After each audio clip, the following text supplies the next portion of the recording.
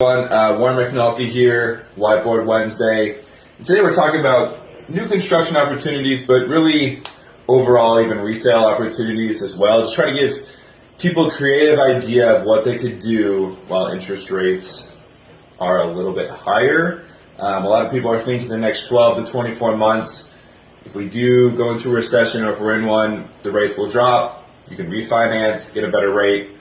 But if you want to try to buy down the rate or get a better interest rate now, here's kind of some opportunities to do that. So in new construction, you are seeing some price drops. The builder does not want to drop the price of the home because that's their comparable sales for the next phase of homes they build, right? So they're trying to capitalize as much as they can on a higher price, right? So they're really not trying to lower the price of homes. They still are, but that's not their first option, right?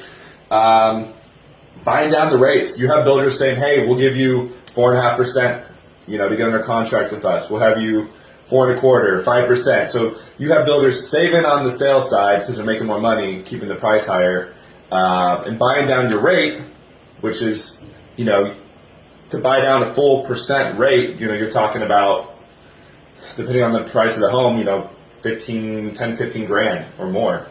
So they're trying to incentivize you to use them because they can get you a much lower rate. And then closing cost wise, so you have some builders offering to buy down the rate.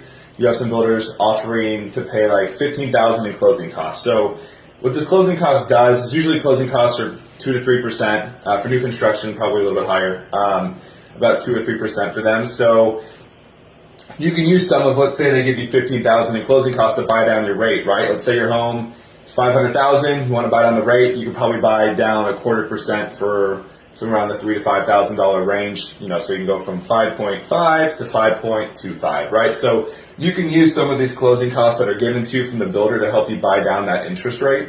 Not recommended if you're only going to stay there for a few years, but if this is a long-term investment, if you're going to be there for X amount of years, something to consider when looking at new construction or even resale.